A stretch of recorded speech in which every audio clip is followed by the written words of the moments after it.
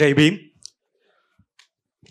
அறிவியல் புனைவோட அரசியல் சாத்தியப்பாடுகள் அப்படிங்கிற இந்த தலைப்பில் பேசுறது, இது வந்து சாப்பிட்ட உடனே பேசுறது அன்று. இப்போ கொஞ்சம் நேரம் கழிச்சு எல்லாரும் கொஞ்சம் முழிச்சிருக்கப்ப பேசுகிறோம். ஏன் அறிவியல் புனைவு வந்து எனக்கு தெரிஞ்சு தமிழில் வந்து நம்ம இன்னும் அறிவியல் புனைவோட முழுமையான சாத்தியப்பாடுகளை எழுதி பார்க்கல, எழுதலைங்கிறதுனால வாசிக்கவும் இல்லை அப்படிங்கிறதோட, அறிவியல் புனைவு ஏன் நம்ம வாசிக்கணும், இல்லை அறிவியல் புனைவை நம்ம ஏன் இங்கே பேசணும் அப்படிங்கிறதுக்கு வந்து நான் ரோஹித் வெமுலாவோட லெட்டர்லேருந்து ஒரு 2 பத்திகளை படித்து அதுலேருந்து பேச ஆரம்பிக்கலான்னு நினைக்கிறேன். ரோஹித் எழுதினப்ப, ரோஹித் ஒரு அறிவியல் எழுத்தாளராக ஆக ஆசைப்பட்டார். புனைவு எழுதுறதா இல்லையா அப்படிங்கிற சாத்தியப்பாடுகளை யோசிக்க முன்னாடி ரோஹித்தை கொண்டுட்டாங்க. பட் எனிவே, ரோஹித் எழுதின லெட்டர்லேருந்து, நான் அறிவியலை, நட்சத்திரங்களை, இயற்கையை நேசித்தேன். ஆனால் நான் மக்களையும் நேசித்தேன். மக்கள் இயற்கையிடமிருந்து எப்போதோ தொடர்பற்று போய்விட்டார்கள் என்பது தெரியாமல் அவர்களை நேசித்தேன்.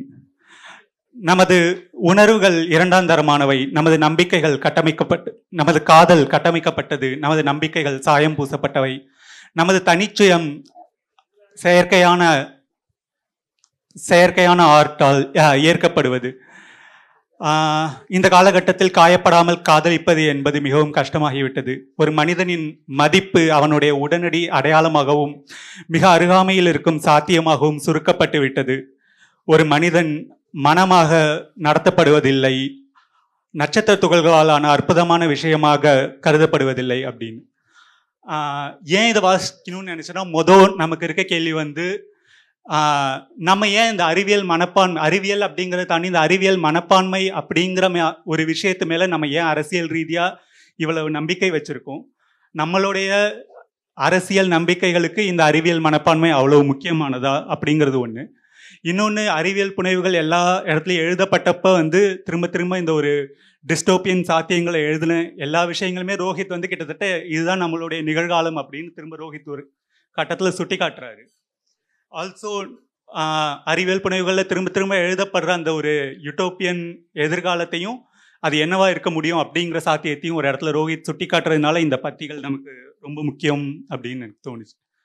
ஸோ பேச ஆரம்பிக்கிறதுக்கு முதல்ல பாலா கிட்ட வந்து உங்களுக்கு பர்சனலாக உங்களுக்கு அறிவியல் புனைவு அப்படிங்கிறது என்ன? அறிவியல் புனைவு ஏன் வாசிக்கிறீங்க தொடர்ந்து? ஏன் அதை பற்றி பேசுகிறீங்க?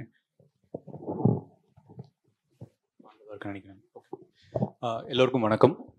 வயலட், நம் உரையாடலை தொடங்குவதற்கு முன்பாக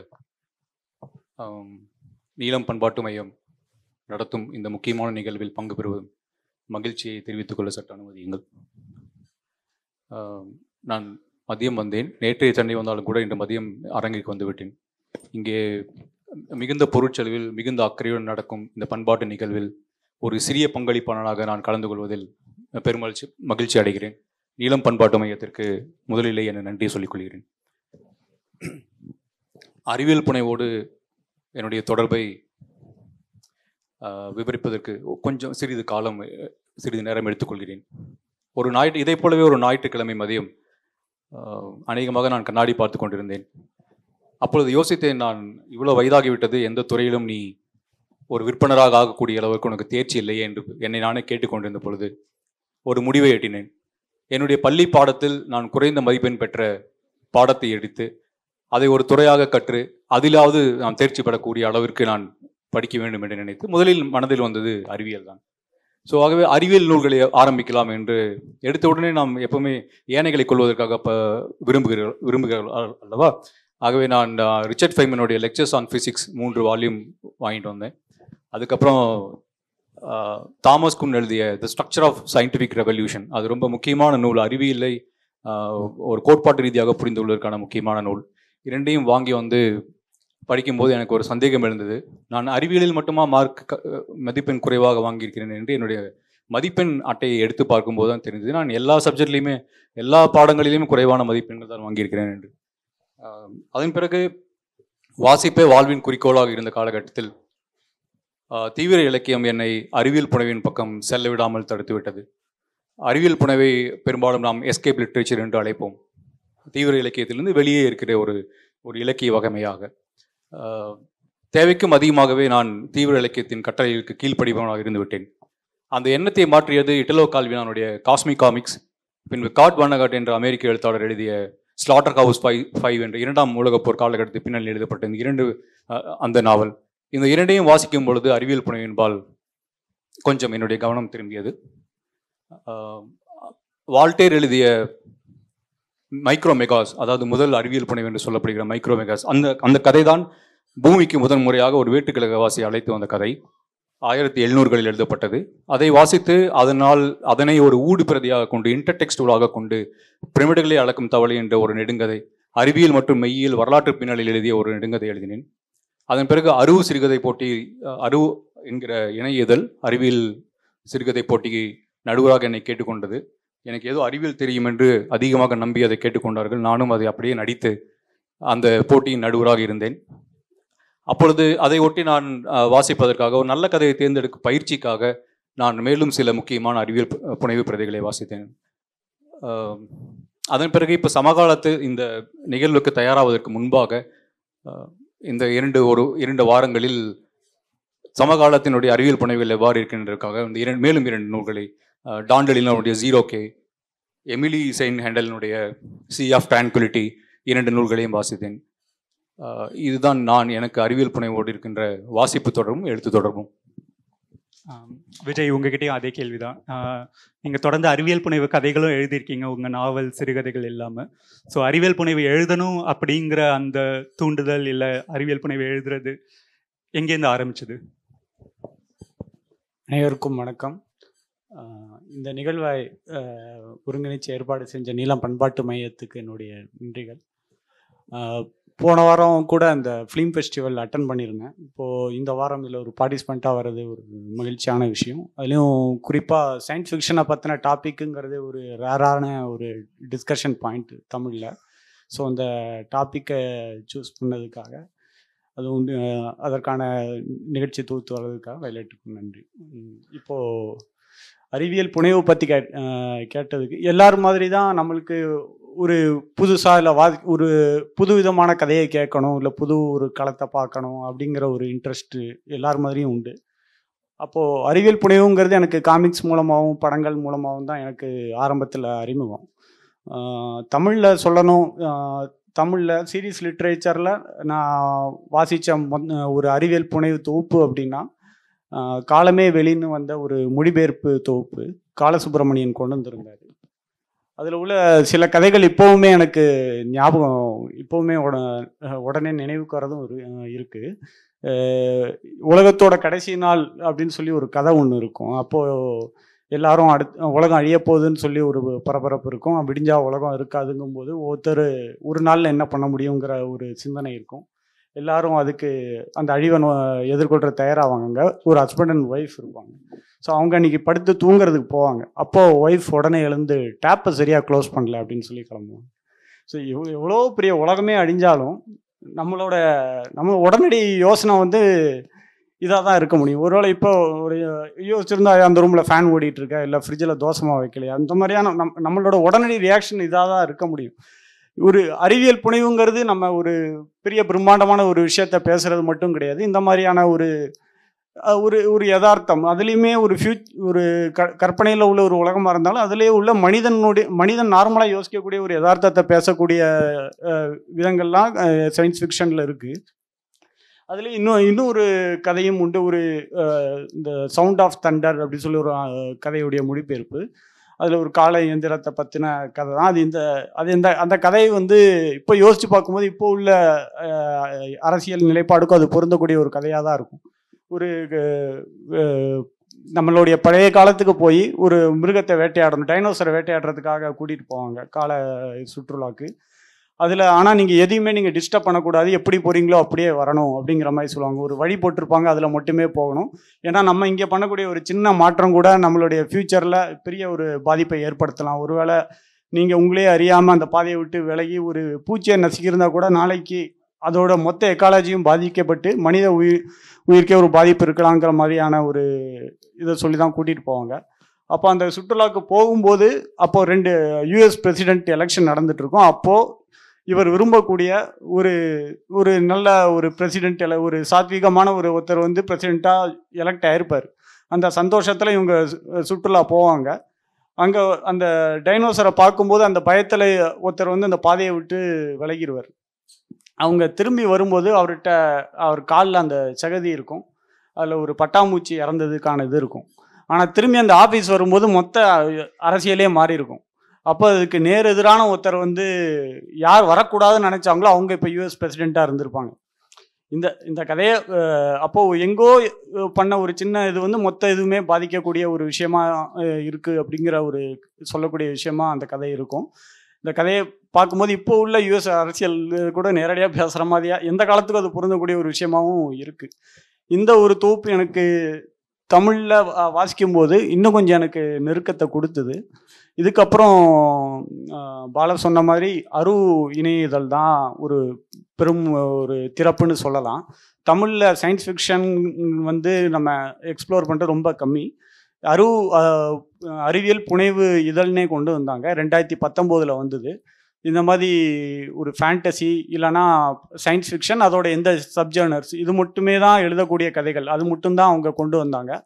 3 மாதங்களுக்கு ஒரு கதை அப்படின்னு வருடத்துக்கு ஒரு சிறந்த 10 கதைகள் ஒரு போட்டி வச்சு அதில் சிறந்த 10 கதைகளை தேர்வு பண்ணி அதில் ஒரு தொகுப்பாகவும் கொண்டு வந்தாங்க. 2019 எழுத்தாளர் ஜெயமோகனும் அப்புறம் எழுத்தாளர் சாரு அப்புறம் யுவன் அப்புறம் கடைசி இதுக்கு தான் பாலா இருந்தாங்கன்னு நினைக்கிறேன். ஸோ ஒவ்வொரு வருஷமும் நம்ம தமிழில் அந்த வருஷம் எழுதப்படுற கதைகளோட ஒரு தொகுப்பு வந்தது, 10 கதைகள். முதல் 2019 வாசிக்கும்போது அது அப்போது நான் அதுவரை ஃபேண்டசி கதைகள் நம்ம இயல்புலேருந்து விலகி இருக்கக்கூடிய மற்ற கதைகள் எழுதுறதுல எனக்கு விருப்பம் உண்டு. ஆனால் அறிவியல் புனைவுக்கு அந்த முதல் தொகுப்பு வந்து எனக்கு கொஞ்சம் ஊக்கமாக இருந்தது. அதற்கு அடுத்த வருஷம் நானும் என்னுடைய கதைகள் அருள் எழுத ஆரம்பித்தேன். அதில் அடுத்த 2 வருடங்களில் என்னுடைய கதைகளும் தொகுப்பில் வந்தது. ஸோ அது அங்கேருந்து தான் அப்படியே தொடர ஆரம்பிச்சு. ஸோ தொடர்ந்து பேசியிருக்கு பாலா கிட்ட வந்து அறிவியல் புனைவுன்னு பேசும்போது இப்போ நம்ம அப்படிங்கிற தாண்டி உலகளாவிய அறிவியல் புனைவோட ட்ரெண்ட்ஸ் என்னவா இருக்குது அண்ட் அதுக்கு ஒரு சின்ன ஒரு இன்ட்ரடக்ஷன் கொடுக்க முடியுமா? ஆல்சோ வந்து இப்போ உலகளாவிய அரசியல் போக்குகள் இந்த அறிவியல் புனைவு எழுதப்படுறதை எந்த அளவுக்கு பாதிச்சிருக்கு, இல்லை எந்த அளவுக்கு அறிவியல் புனைவுகள் வந்து இல்லை அந்த அரசியல் போக்குகள் ஏதாவது இம்பேக்ட் பண்ணியிருக்குன்னு நினைக்கிறீங்களா? ஒரு சின்ன இன்ட்ரடக்ஷன் மாதிரி கொடுக்க முடியுமா? கண்டிப்பாக. நீங்கள் ஒரு வசதிக்காக நான் வந்து அறிவியல் புனைவினுடைய வரலாற்றை 3 காலகட்டமாக பிரிச்சுக்கிறேன். முதல் காலகட்டத்தை நான் வந்து செவ்வியல் காலகட்டம் அல்லது ஆய்வு பயண காலகட்டம், எக்ஸ்பெடிஷன் பீரியட் அப்படின்னு நான் சொல்கிறேன். அந்த காலகட்டம் பார்த்திங்கன்னா 1680 1900 வரைக்கும் நான் நம்முடைய வசதிக்காக புரிஞ்சுக்கிறதுக்காக அதை நான் பிரிச்சுக்கிறேன். அந்த காலகட்டத்தில் எழுதப்பட்ட நாவல்கள், படைப்புகள், அறிவியல் படைப்புகள் பெரும்பாலானவை பார்த்திங்கன்னா ஐரோப்பியர்கள் கிளம்பி எங்கேயாவது வெளியே செல்வதாக இருக்கும். தூர தேசங்களுக்கு செல்வது, தூர நிலங்களுக்கு செல்வது, கடலடியே செல்வது, இப்படி ஒரு ஆய்வு பயணம், ஒரு எக்ஸ்பெடிஷன் நேச்சர் அதுக்கு இருந்தது. அந்த காலகட்டத்தில் தான் ஐரோப்பிய பேரரசுகள் உலகம் முழுக்க விரிவடைந்து கொண்டே சென்றிருந்தன.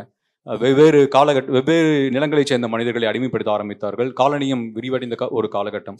ஸோ அந்த சமயத்தில் அறிவியல் கண்டுபிடிப்புகள், கோட்பாடுகள் பெரிதாக வளர ஆரம்பித்த பொழுது அதனுடைய செவ்வியல் காலகட்டத்தில் நடந்த படைப்புகள் பெரும்பாலும் ஒரு சமகால அந்த காலகட்டத்தினுடைய மனித பிரச்சனைகளை பேசுவதை தாண்டி வெவ்வேறு நிலங்களை எவ்வாறு நாம் கையாள்வது, அங்கே எப்படி காலனிகளை அமைப்பது போன்ற விஷயங்களை ஈடுபாடு செலுத்தியதாக நான் கருதுகிறேன். உதாரணத்துக்கு 1686 என்று கருதுகிறேன், ஒரு ஆங்கில நாவலாசிரியர் the man in the moon என்று ஒரு கதை எழுதியிருக்கிறார். அவர் ஒரு கொலை செய்து விடார், அந்த கதாபாத்திரம் ஒரு கொலை செய்துவிடும். அதிலிருந்து தப்பிப்பதற்காக அவர் பறவைகளை வளர்த்து கொண்டு இருப்பார். அந்த பறவைகள் என்ன செய்யும் என்றால் ஒரு சேரட்டில் பூட்டின உடனே அது நிலாவுக்கு கொண்டு போய் விட்டுவிடும். அங்கே மனிதர்கள் ஒரு காலனியில் வசிப்பதை காண்பார். அதன் பிறகு பூமிக்கு அவர் திரும்புவார் என்கிற ஒரு கதை இருக்கும். 1901 H G Wells the first man in the moon என்று ஒரு கதை எழுதுகிறார். அதுக்கு முன் Jules Verne from earth to moon என்று எழுதுகிறார். ஸோ நிலவுக்கு செல்வதை கருப்பொருளாக கொண்டே இந்த 3 படைப்புகள் அப்போது எழுதப்பட்டிருக்கின்றன. ஸோ இது எக்ஸ்பெடிஷன் நேச்சர் அந்த கிளாசிக்கல் பீரியட் ஆஃப் சயின்ஸில் ரொம்ப இருந்தது. அதே சமயத்தில் மேரி ஷெல்லி என்கிற ஒரு 18-19 வயது பெண் நாவல் எழுதிய நாவல் ஃப்ராங்கென்ஸ்டைன், அதுவுமே ஒரு எக்ஸ்பெடிஷனில் தான் ஆரம்பிக்கும். அப்போ தான் அந்த ஃப்ராங்கென்ஸ்டைனை பார்ப்பாங்க. ஸோ அந்த ஃப்ராங்கென்ஸ்டைன் வந்து என்ன சொல்றதுன்னா, ஒரு அறிவியல் புனைவில் ஏன் அது ஒரு முக்கியமான படைப்பாக இன்றளவும் பேசப்படுகிறது என்றால், அறிவியலினுடைய ஆபத்தை அதன் ஆரம்ப கட்டத்திலேயே கண்டு வந்து சொன்ன ஒரு படைப்பாக அது கருதப்படுகிறது. ஸோ இந்த நேச்சர் இருந்தது. இரண்டாவது காலகட்டமாக நான் கருதுவது மிக முக்கியமான காலகட்டம் என்றால் அதோடைய அறிவியல் புனைவெளித்தின் பொற்காலமாகவும் அதே சமயத்தில் ஒரு அரசியல் எரா இன் சயின்ஸ் ஃபிக்ஷன் நான் என்று கருதுகிறேன். ஏனென்றால் 1890களுக்கு பிறகு 1950கள் வரை உலகில் நிலவிய இந்த நாம் அதுவரை பார்த்திராத மொத்தத்துவ டொட்டாலிட்டேரியன் சிஸ்டம்ஸ் நாம் அப்போதான் மனித குலம் சந்திக்குது. அந்த டொட்டாலிட்டேரியன் சிஸ்டம்ஸ் நாசிகளாக இருக்கிறார்கள், ஒரு சோவியத் ருஷ்யா இருக்கிறது. மொத்த மனித குலத்தையும் ஒரு கட்டுப்பாட்டின் கீழாக தொழில்நுட்ப அறிவியல் தொழில்நுட்ப உதவியோடு மாபெரும் மனித கூட்டத்தை கட்டுப்படுத்தி விட முடியும் என்ற ஆழமான நம்பிக்கை கொண்ட அரசுகள் உருவாகின்றன. அவர்களுக்கு விரிவாக்க எண்ணம் இருந்தது, பேரரசுகளை அமைக்க வேண்டிய எண்ணம், ஒரு தொழில்நுட்பம் சார்ந்த பேரரசுகளை அமைக்க வேண்டிய எண்ணம் கூட அவர்களுக்கு இருந்தது. இந்த காலகட்டத்தின் பதட்டத்தை அறிவியல் புனைவுகள் அளவுக்கு அந்த காலகட்டத்தில் எழுதப்பட்ட தீவிர இலக்கிய புனைவுகள் கையாண்டிருக்குமா என்பது எனக்கு சந்தேகமாக இருக்கின்றது. உதாரணத்துக்காக நம்மிடையே இன்றளவும் வாசிக்கப்படக்கூடிய 1984 என்கிற ஜார்ஜ் ஆர்வெலுடைய நாவல், அதை காட்டிலும் ஒரு முக்கிய படைப்பாக நான் கருதியது என்றால், சோவியத் ரஷ்ய புரட்சி நடந்து 1917க்கு 3 ஆண்டுகளிலேயே ஜம்யாட்டின் வி என்ற ஒரு நாவல் எழுதியிருக்கிறார்.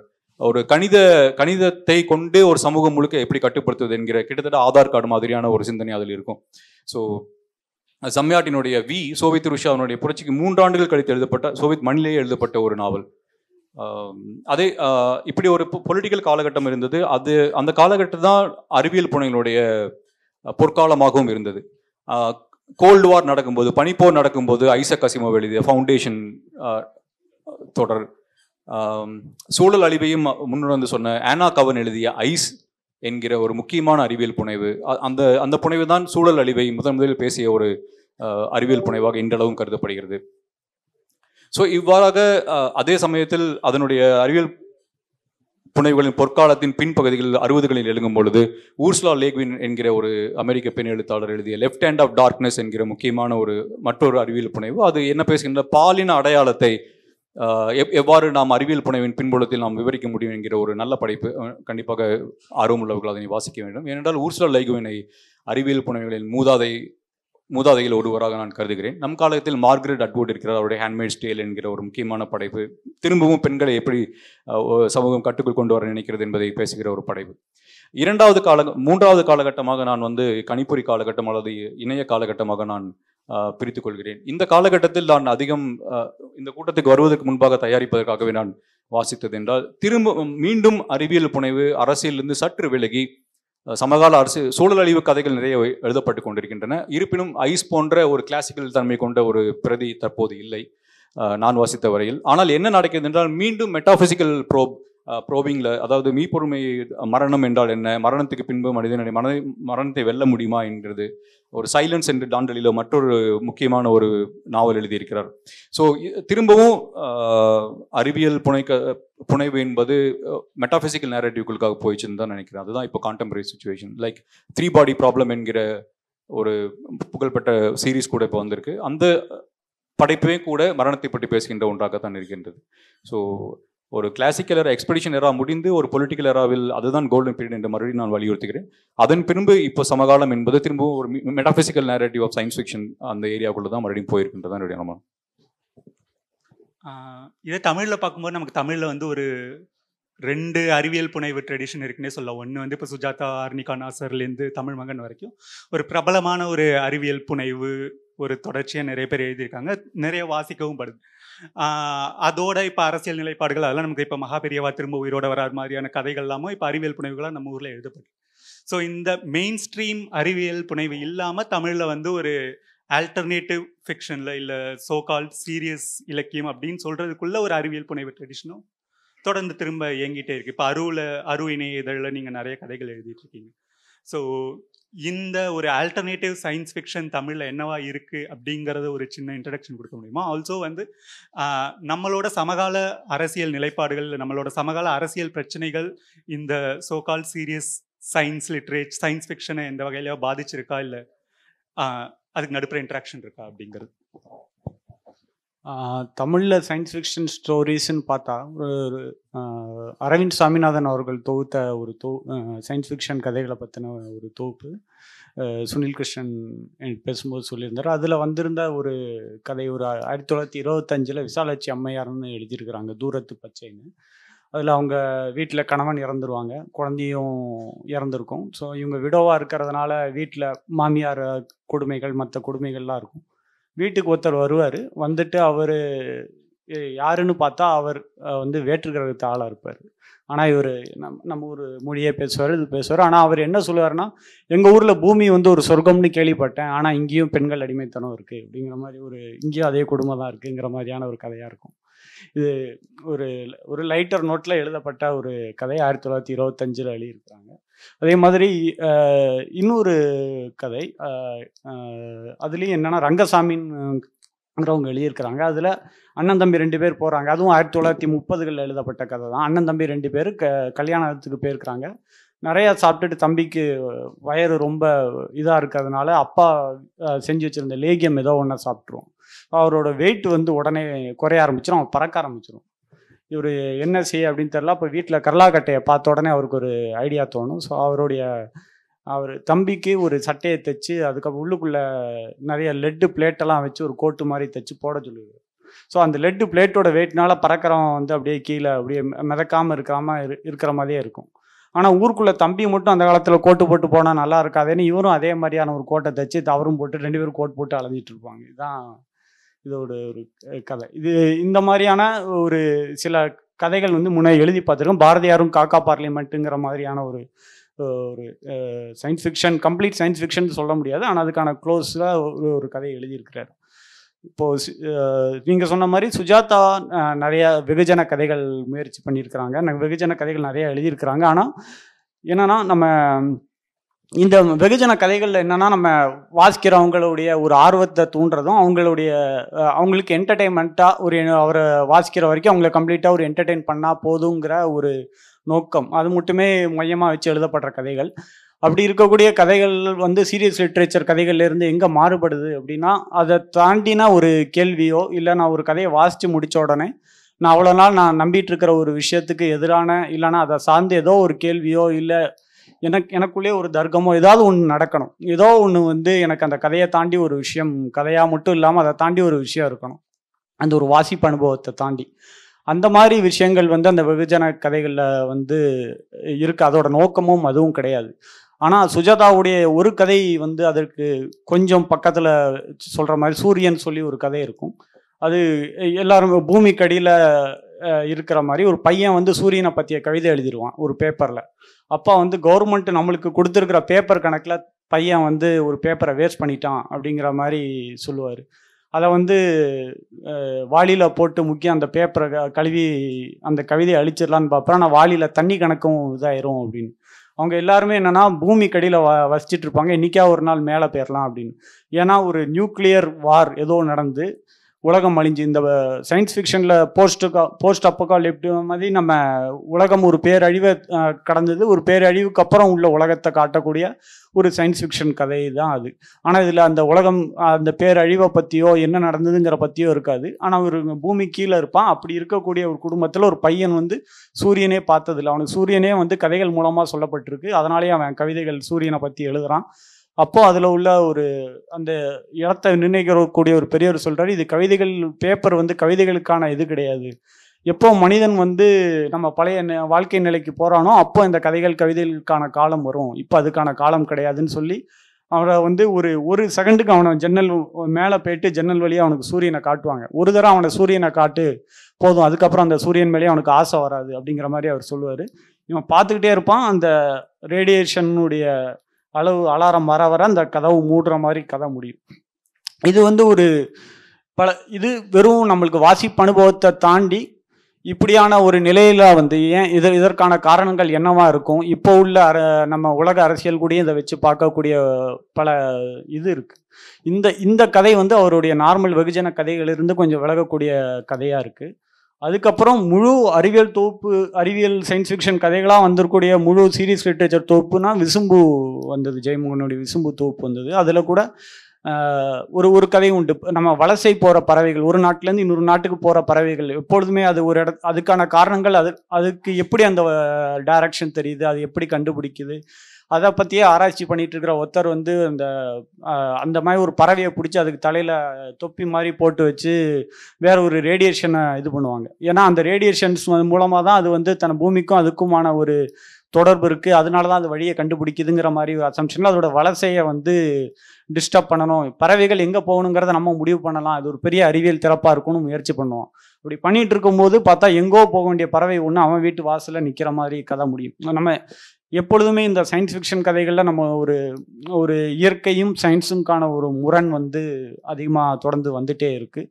அப்புறம் விசும்பு மாதிரி அதே ஒரு சயின்ஸ் ஃபிக்ஷனுக்குன்னு தமிழில் வந்தால் முழு தொகுப்புங்கிறது ரொம்பவே கம்மி தான். கம்மின்னு இல்லை, ரொம்ப சொல்லப்படுற அளவுக்கான இது கம்மி.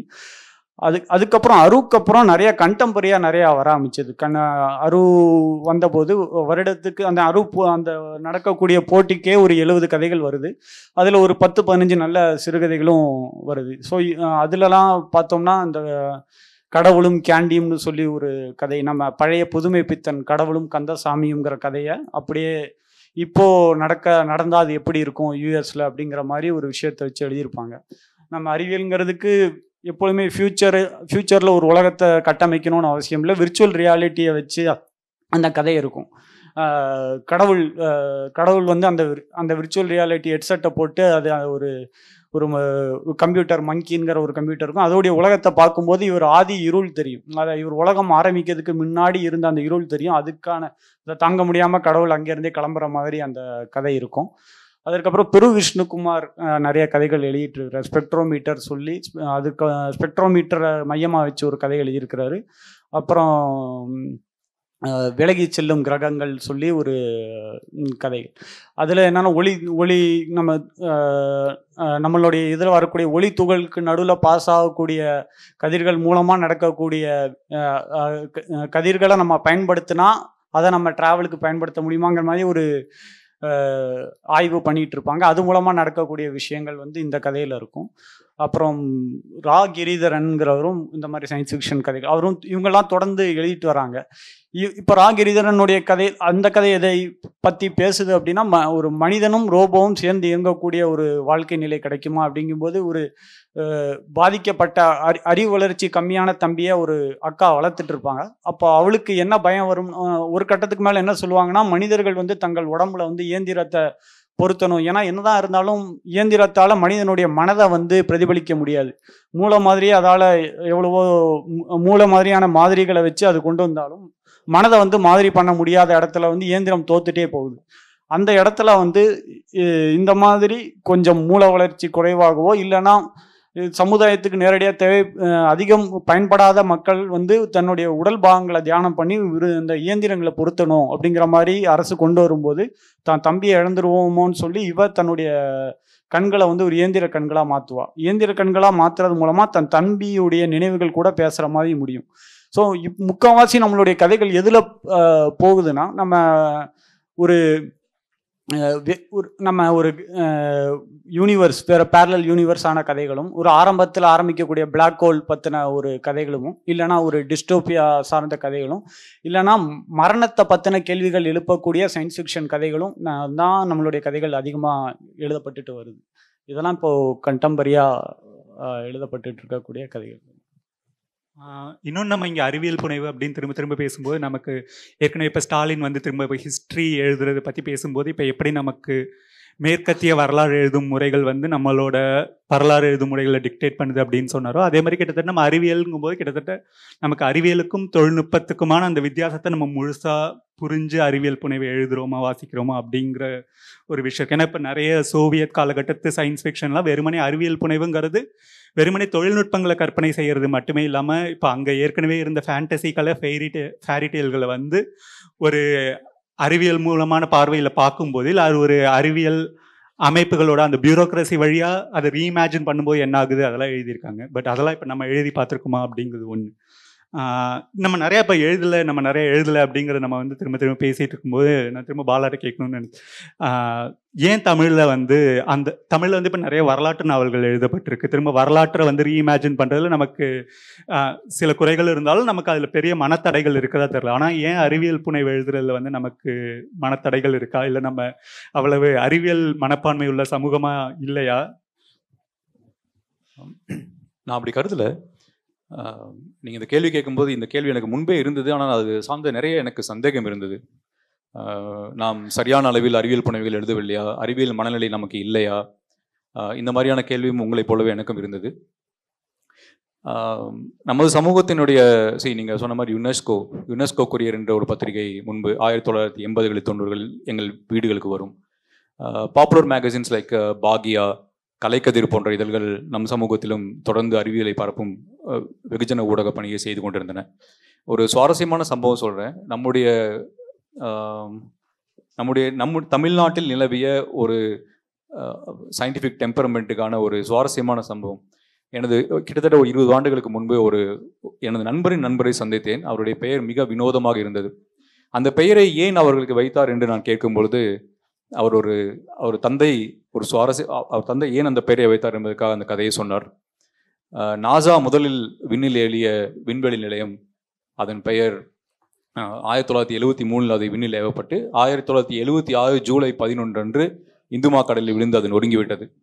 அன்றைய தினத்தில் அவர் பிறந்ததால் அந்த விண் நிலையத்தின் பெயரை அவர்கள் வைத்திருக்கிறார்கள். அந்த விண் நிலையத்தின் பெயர் ஸ்கைலேப். ஸோ தமிழ்நாட்டில் பிறந்த ஒருத்தவருக்கு ஸ்கைலேப் என்ற ஒரு பெயர் கொண்ட ஒரு நபரை நீங்கள் மேபி ஓட்டர் லிஸ்ட்டில் பார்த்தீங்கன்னா தெரிஞ்சிடும்னு நினைக்கிறேன். என்னுடைய இளம்பருவத்தை நான் உதாரணமாக சொல்கிறேன். அப்பொழுது நாங்கள் யுனெஸ்கோ கொரியர் போன்ற மிக அழகான தயாரிக்கப்பட்ட இதழ்கள் எல்லாம் எங்கள் வீடுகளுக்கு இலவசமாக, ஏறக்குறைய இலவசமாக கிடைத்தன. சோபித் ருஷியாவோட இன்ஃப்ளூயன்ஸ் தமிழ்நாட்டில் ரொம்ப அதிகம். ஸோ அந்த அறிவியல் மனப்பான்மையொட்டி நாங்களே சில எக்ஸ்பெடிஷன்ஸ் எல்லாம் போயிருக்கோம். எங்கள் ஊரை சுற்றி இருக்கிற ஏரியாக்கெல்லாம் நாங்கள் பெரிய அறிவியல் குழுவாக கருதி கொண்டு சிறுவர்கள் ஒரு 4-5 பேர் எக்ஸ்பெடிஷன் போய் கடைசியில் ஒரு சுடுகாட்டில் எலும்பு கூட்டை பார்த்து பயத்தை பதறி போய் ஓடி வந்து விட்டோம். ஸோ இந்த மாதிரியான சின்ன சின்ன ஆட்டிடியூட்ஸ் இருந்தாலுமே கூட பொதுவாகவே கீழே சமூகங்கள் ஒன்றாக கருதப்படுகிற இந்திய சமூகம் நாம் மத கோட்பாடுகளின் வழியாகவும் சடங்குகள் வழியாகவும் நம்மை ஒரு சமூகமாக கட்டமைத்ததற்காக நாம் கருதி கொண்டிருக்கிறோம். அது அறிவியல் புனைவை ஒரு தீவிரமாக கருதி கொள்வதற்கு நாம் பெரிய மனத்தடையாக இருக்கிறது இன்றளவும் ஒரு சமூகமாக. இரண்டாவது, அறிவியல் புனைவைகளை எழுதுவதில் என்பது நாம் முழுக்க அறிவியல் மட்டுமே எழுத வேண்டுமா, தொழில்நுட்பம் சார்ந்து எழுத வேண்டுமா? ஏன்னா நாம் இப்பொழுதுதான், அதாவது உலகமயமாக்கலுக்கு பின்புதான் மிகப்பெரிய அளவில் ஒரு தொழில்நுட்ப சமூகமாக நாம் மாறியிருக்கிறோம். அதற்கு முன்பாக அப்படி இல்லை. நம்முடைய இன்னும் பல மனப்போக்குகள் அனைத்துமே நிலப்பிரபுத்துவ சமூகத்தினுடைய மனப்போக்குகளாக தான் இன்றளவும் தொடர்கின்றன. நாம் முழுக்க நவீன சமூகம் கூட கிடையாது. அறிவியல் சமூகத்தை விடுங்கள், நாம் இன்னுமே மாடர்ன் சமூகமாக கூட நாம் மாறுவோமா என்கிற சந்தேகம் எனக்கு எப்போதுமே உண்டு, இன்றைக்கும் உண்டு. இது ஒரு நாம் நம்மை அறிவியல் சமூகமாக கருதி கொள்ளாமல் இருப்பது இன்னொரு தடை.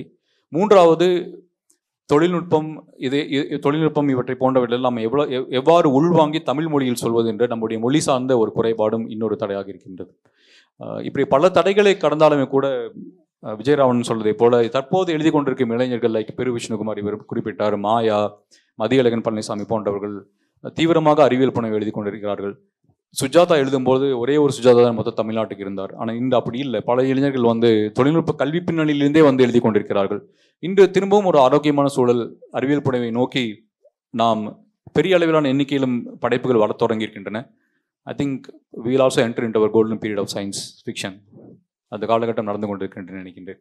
அவ்வளவு அவநம்பிக்கைக்குரியதாக தமிழ் சமூகத்தில் அறிவியல் புனைவில்லை. ஒரே ஒரு அவநம்பிக்கை என்றால் எதை வாசிக்கவும் ஆளில்லாத ஒரு சமூகமாக இருப்பதுதான்.